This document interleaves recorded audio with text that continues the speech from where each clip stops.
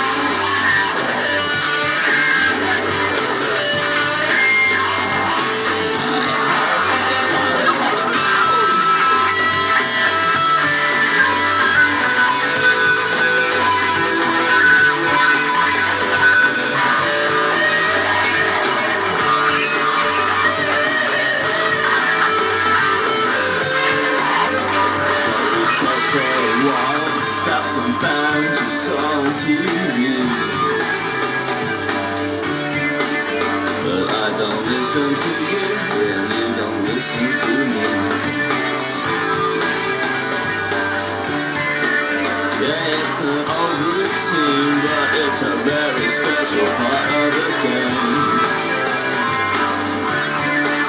And you don't really care what I call you at all when I can't quite remember your name.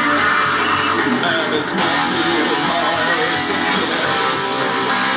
You're the stick on stars and your canary bird dress. The way you're so carefully careless that you're really trying very hard to impress. You're such a wonderful person with a fabulous life. Sensational dancing, perfectly sized. Such a wonderful person with a fabulous life. Share it with me tonight.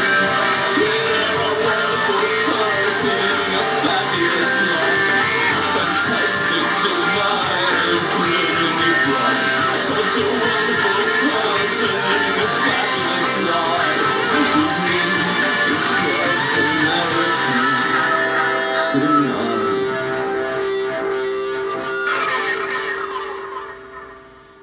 Wicked, distorted 90s alternative rock unlocked. Which is to say, this is more what I think of when I think of like 90s alternative rock, where it's sort of edgy and it's got a wicked bent to it, distorted guitar sounds and so on. And even though there was some hints of that on the previous album, and even like as we began this album, this goes way more in that direction than anything I remember hearing from them before. Secondarily, is that actually Robert on vocals? That did not sound like him. Now, admittedly, the vocals were sort of buried in the wicked guitar sonics, and there was a lot of, as I said, edge and drive to the tune. So that obscured the vocals and by extension the lyrics a bit more than I expected. But yeah, from what I did hear, it didn't really sound like Robert. Now, he can sing in different styles. I've learned that. And not only one or two, but like, I've heard, 3, 4 different singing idioms or approaches in Robert's vocal delivery. But yeah, it really didn't sound like him. And, I mean, maybe it is him, but he's like affecting a voice of a character. And yeah, like as to the lyrics that I did catch, I'm not sure. Like I heard reference to things like intercourse and like heavily pregnant and the canary dress and something about like impressing, which sounds more like a personal story, but I still felt like maybe all of that, which making reference to someone's life and their style and so on, could be a commentary / critique about what it means to be in Club America. Now, I didn't mention this in advance, but obviously a club could be like a club, like a place you go to hear music and dance, and at least by some people's perceptions, or maybe in certain clubs in particular, to be seen, to look flashy, to be part of a scene / I was going to say movement, that's not quite the word I'm looking for, but like a style, like a trend, if you will. So maybe there's some of that happening here, but I really felt like what I did catch, it's like there's more of an articulation of a cultural and social style, which again might be about the US as seen from kind of like the outside looking in. So yes, I don't normally do this, but I'm so curious, given that I couldn't hear a lot of the vocals clearly. I will actually look up the lyrics while on camera, which, as I said, is something I normally don't like doing because I like to let lyrics digest a little bit more. But as I said also, I am so curious as what's happening here. So let's see. I ride into your town on a big black Trojan horse. I did not hear that. I'm looking to have some fun, some kind of trigger-happy intercourse. Club America salutes you, says the girl on the door. I did hear that.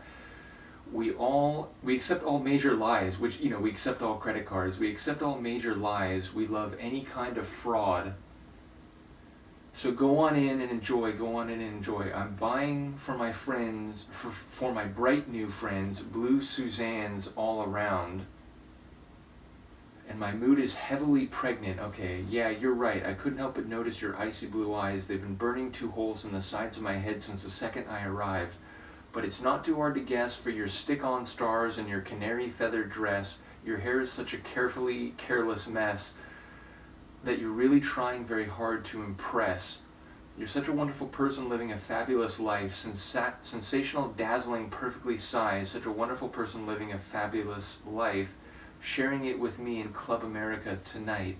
So we talk for a while about some band you saw on TV, but I don't listen to you and you don't listen to me. Yeah, it's an old routine, but it's a very special part of the game, and you don't really care what I call you at all when I can't quite remember your name. And it's not too hard to guess from your stick-on stars, canary feather dress that you're so carefully couldn't care less, in quotes, that you're really trying very hard to impress. You're such a wonderful person living a fabulous life. So yeah, it just repeats. So yeah, I feel like maybe not so much about politics, but seemingly about plasticity, seemingly about, what's the right word? I was going to say thin, but like superficial consumerism, commercialism, and again, the idea of not really going to hear music for its artistic merits or quality, but more about being seen and having a certain style, and maybe even among bands, like, you know, meeting people and it's like who you know and, you know, who you can name drop to be taken seriously by those who can put you in the right places to get a bigger deal or to play in front of a larger audience. And, you know, perhaps, as, you know, a lot of punk rock songs, they critique things by like speaking through the voice of the people that they're critiquing. So it feels like maybe that's what's happening here. It's like, oh yeah, your perfect life and sensationalist, and, you know, I know, you know, what you have to say to get in the door, and we accept all major lies, so you got to know how to talk to people in this industry, in this country, even if it doesn't actually reflect what you really think or what you actually feel about artistic integrity. So it feels like that's maybe the direction, but admittedly, seeing that, there's still a degree of, I think, interpretation and thematic opacity that I'll be working through with successive listens. But either way, again, I love the wicked 90s distorted guitars. It does feel very like of the age, but in the Cure's own way of doing that, if that makes sense.